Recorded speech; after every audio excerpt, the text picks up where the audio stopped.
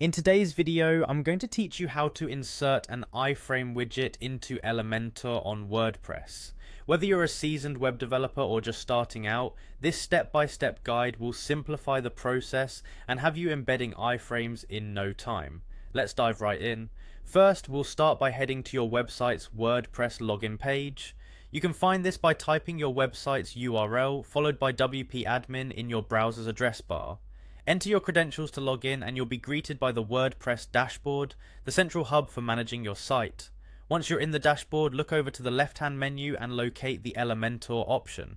Click on it, and this will take you to Elementor's section of your site. If you're not familiar with Elementor, it's a powerful page builder plugin for WordPress that makes designing websites a much more straightforward drag and drop process. Next, we need to access the page where you'd like to insert the iframe.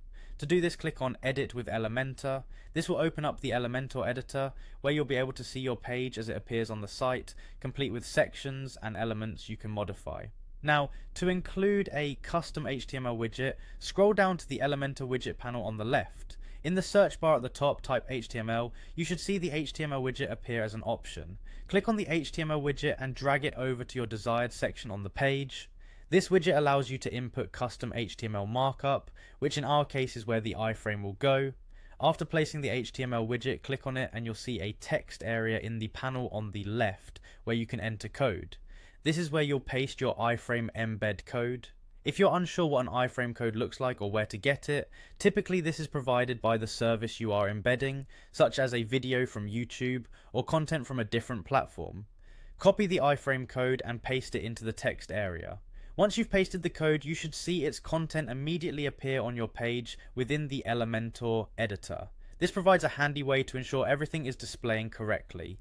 After confirming your iframe content appears as expected, take a moment to review your changes. You can adjust the placement of the widget by dragging it to different positions if needed.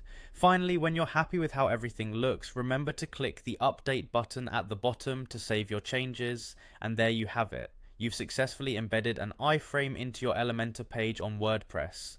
Don't hesitate to revisit these steps anytime you need to embed iframes in the future. Thank you for watching, and I hope this guide was helpful. Feel free to subscribe for more tutorials and let us know if you have any other WordPress queries in the comments below.